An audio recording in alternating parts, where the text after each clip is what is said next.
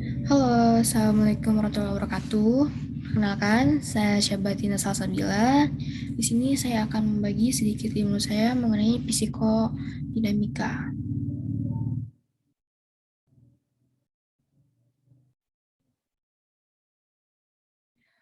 Jadi, pendekatan psikodinamika ini dikemukakan oleh Sigmund Freud. Beliau merupakan penemu dari pendekatan psikoanalisa. Sigmund Freud ini merupakan bapak dari psikologi.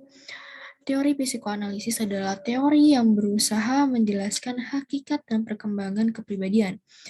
Unsur-unsur yang diutamakan dalam teori ini adalah motivasi, emosi, dan aspek-aspek internal lainnya.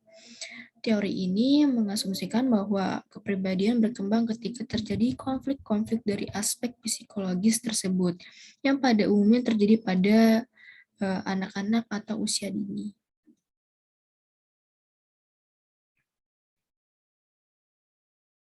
Teori kepribadian yang paling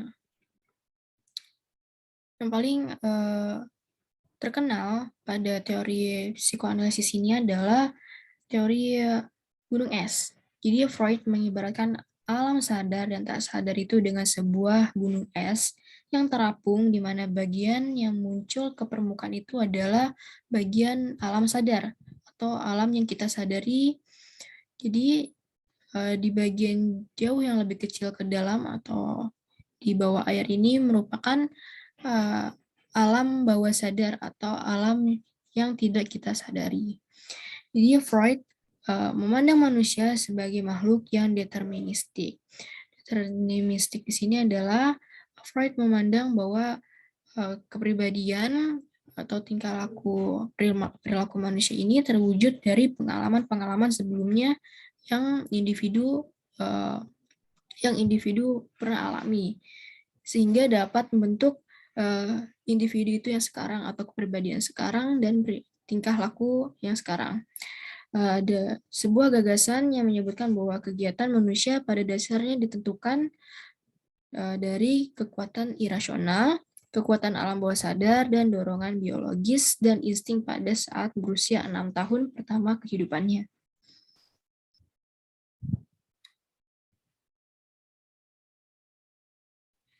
Dalam teori kepribadian psikoanalisis terbagi menjadi tiga, yaitu ada id, itu alam bawah sadar, ego, prasadar, dan superego, alam tidak sadar. Jadi, id ini berisikan tentang kesenangan. Pada kepribadian ini, berisikan tentang kesenangan-kesenangan duniawi, karena pada kepribadian ini menganut tentang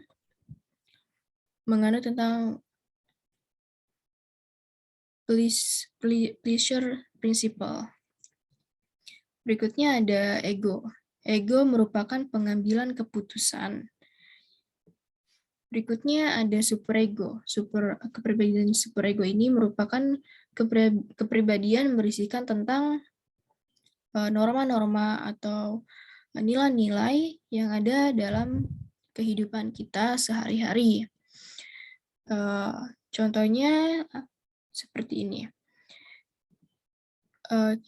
Kita otak menstimuluskan lapar, maka id merespon ingin menyelesaikan atau menghilangkan rasa lapar itu dengan cara makan, tapi dengan cara yang tidak benar, seperti ingin mencuri roti dan sebagainya. Lalu superego menyadarkan bahwa itu melanggar norma-norma atau nilai-nilai yang ada dalam masyarakat dan kehidupan kita sehari-hari. Kemudian it kemudian it dan superego ini diputuskan oleh ego untuk terwujudnya sebuah keputusan atau terwujudnya tingkah laku yang diambil. Ada pula pribadi yang sehat dan pribadi yang bermasalah menurut psikoanalisis atau psikoanalisa. Apa sih pribadi yang sehat itu? Pribadi yang sehat menurut psikoanalisa adalah pribadi yang terdapat kesinambungan antara id, ego, dan superego. Ciri-ciri pribadi yang sehat itu adalah individu dapat memilih keputusan yang tepat. Di sini tercerminkan dari id yang lebih kecil dari superego yang sedikit lebih kecil dari ego, namun lebih besar dari id, dan ego yang lebih besar dari id dan superego. Yang dimana jika egonya lebih besar, kan ego itu adalah pengambilan keputusan ya. Jadi kalau egonya lebih besar, maka dia dapat mengambil keputusan secara tepat. Terus superego yang sedikit lebih kecil dari ego dan lebih besar dari id merupakan perwujudan dari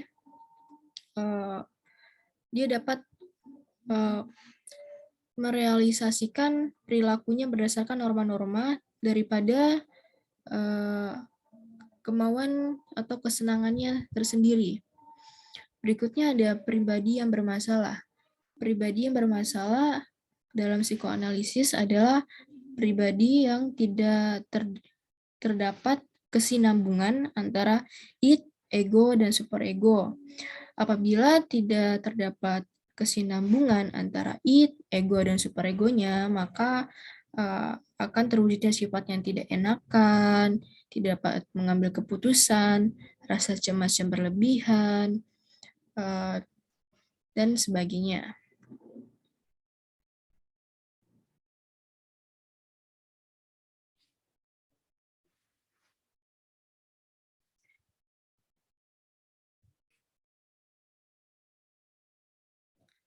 Adapun hakikat konseling menurut psikoanalisa. Jadi secara umum, konseling itu bertujuan untuk mengubah perilaku yang dilakukan oleh seorang ahli untuk merubah tingkah laku kliennya. Dalam pendekatan psikoanalisa, hakikat konseling adalah bertujuan untuk agar individu mengetahui ego dan memiliki ego yang kuat atau pengambilan keputusan yang kuat. Jadi individu dapat menempatkan ego pada tempat yang benar, yaitu sebagai pihak yang mampu memilih secara rasional dan menjadi mediator antara id dan superego. Konselin dalam pandangan psikoanalisis adalah sebagai proses reedukasi terhadap ego menjadi lebih realistik dan rasional. Sekian pemaparan dari saya. Semoga ilmu yang saya sampaikan bermanfaat bagi para penonton. Kurang dan lebihnya mohon dimaafkan. Wassalamualaikum warahmatullahi wabarakatuh.